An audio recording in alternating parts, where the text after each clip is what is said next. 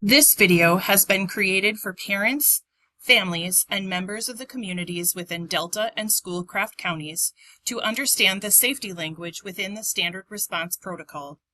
The Standard Response Protocol was developed with input from many safety practitioners and is action-based, defining each physical response. When the actions are practiced and understood, they can be used almost universally for any incident. Within the Standard Response Protocol, there are terms of art, or the actions and directives defined by this protocol. We are grateful to partner with many different law enforcement agencies and other entities within our area.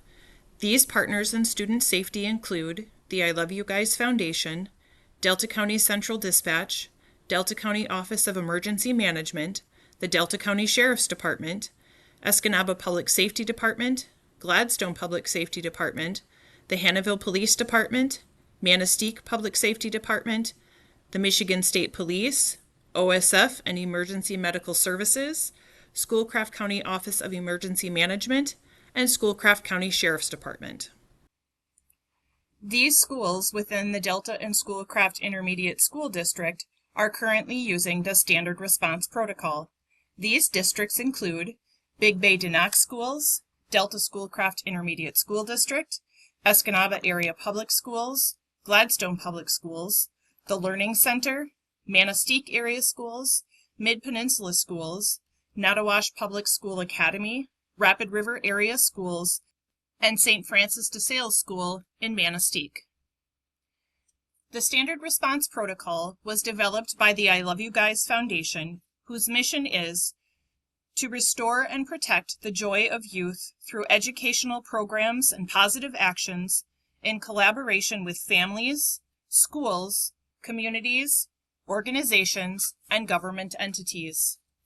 The Standard Response Protocol is a classroom response enhancement for critical incidents designed to provide consistent, clear, shared language and actions among all students, staff, and first responders. The Standard Response Protocol is made up of 5 different terms of art, or actions and directives defined within the Standard Response Protocol. These terms of art include hold, secure, lockdown, evacuate, shelter. Hold. There are situations that require students and staff to remain in their classrooms or stay out of access areas like hallways. During a hold, there may also be a need for students who are not in a classroom to proceed to an area where they can be supervised and remain safe. When a hold is announced over the loudspeaker, there will be commands given to students. A sample address sounds like, "Hold in your room or area, clear the halls.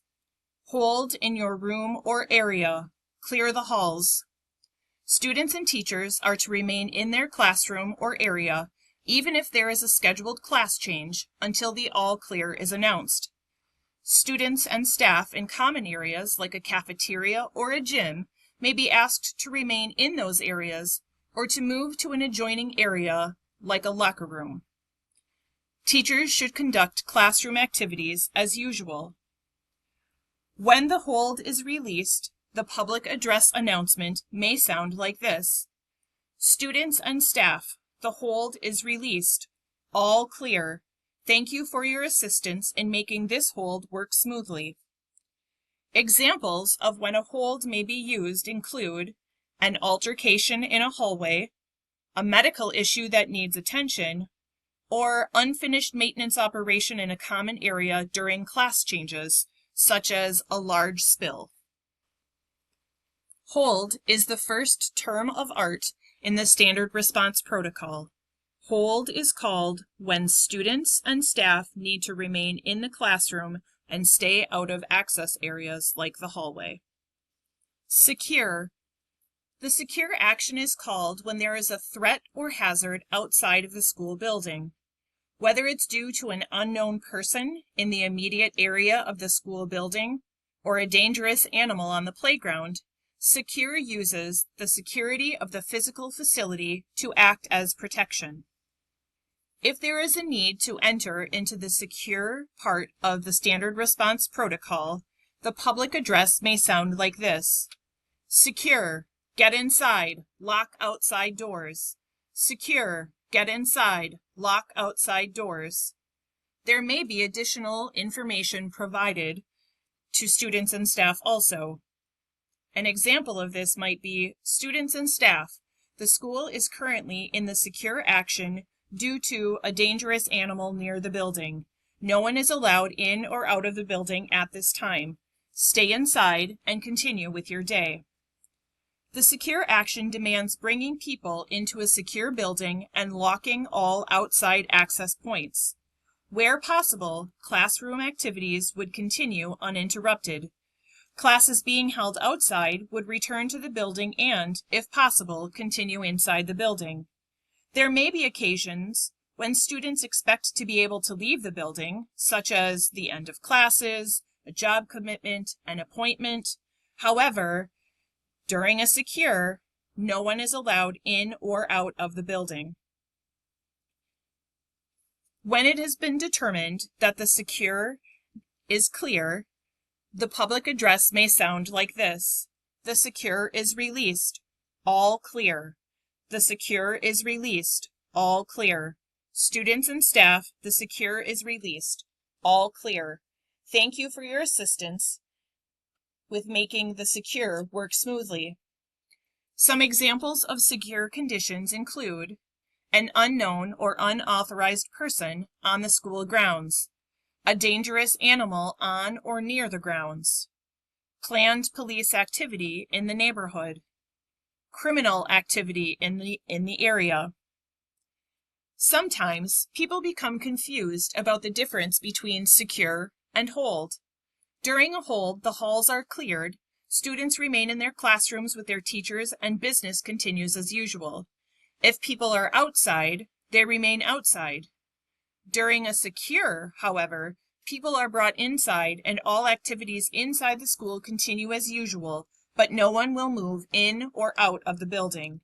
The main difference is that during a secure, the halls are open and may be utilized by students and staff as needed. People inside the building may not notice any difference in their daily routines during a secure.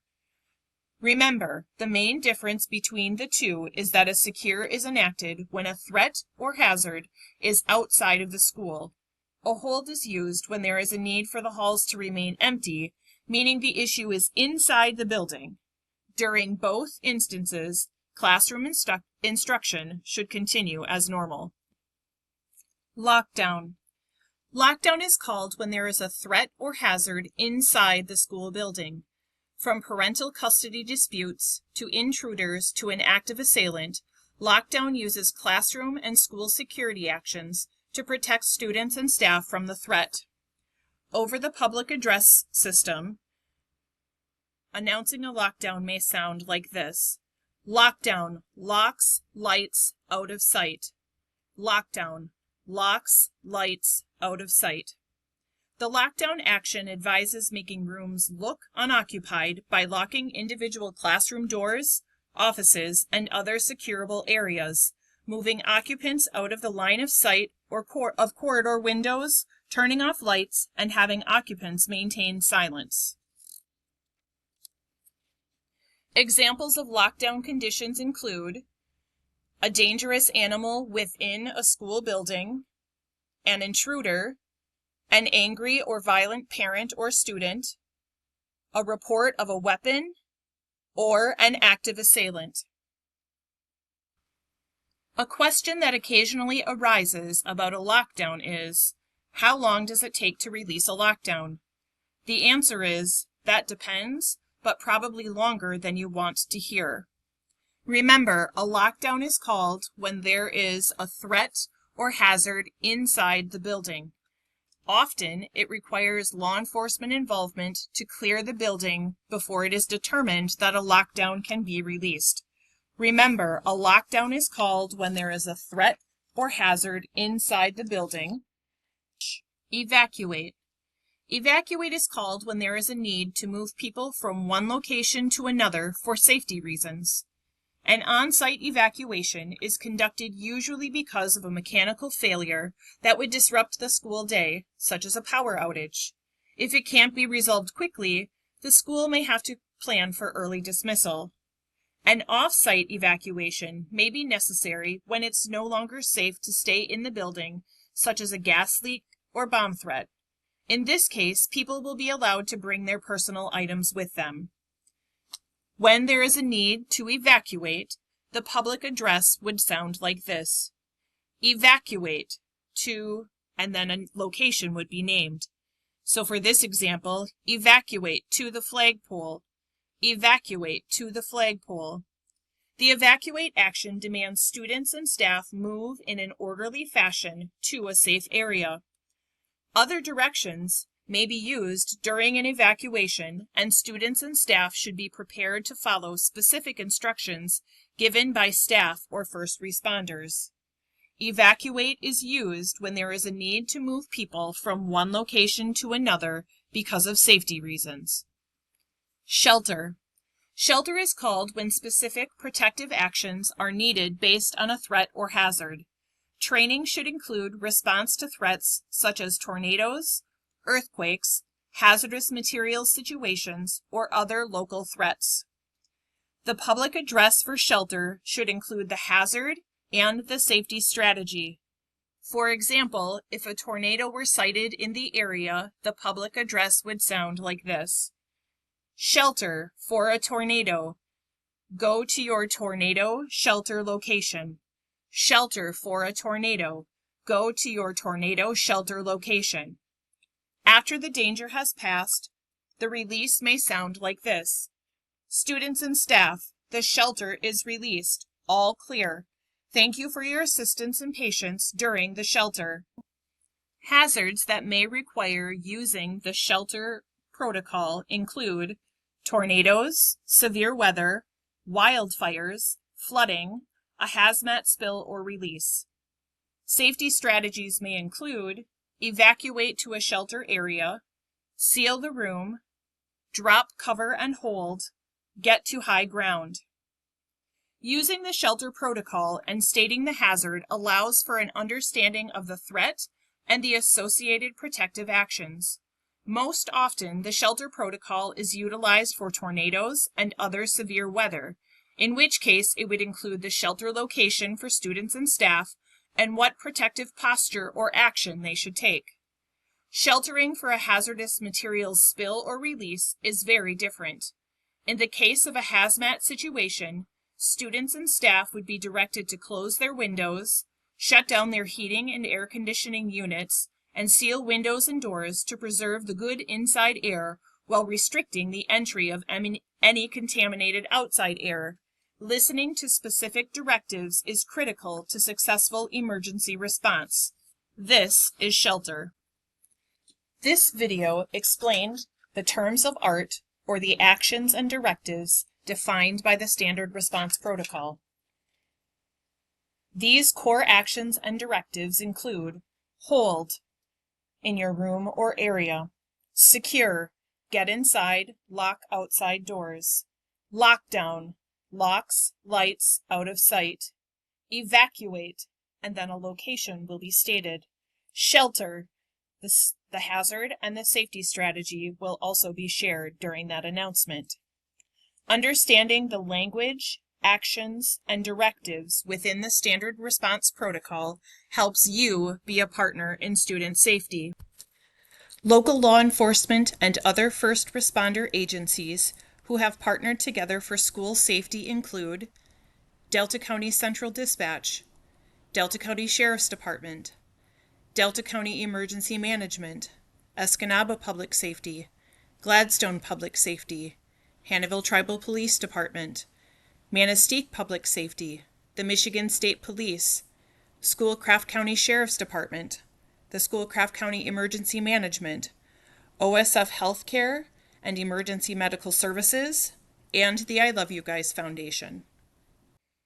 Schools within Delta and Schoolcraft County using the Standard Response Protocol include Big Bay-Denock, Delta Schoolcraft Intermediate School District, Escanaba Area Public Schools, Gladstone Public Schools, the Learning Center, Manistee Area Schools, Mid-Peninsula Schools, Nottawash Public School Academy, Rapid River Public Schools, and St. Francis de Sales Schools. We are grateful for the partners who have school safety and the safety of students and staff in mind.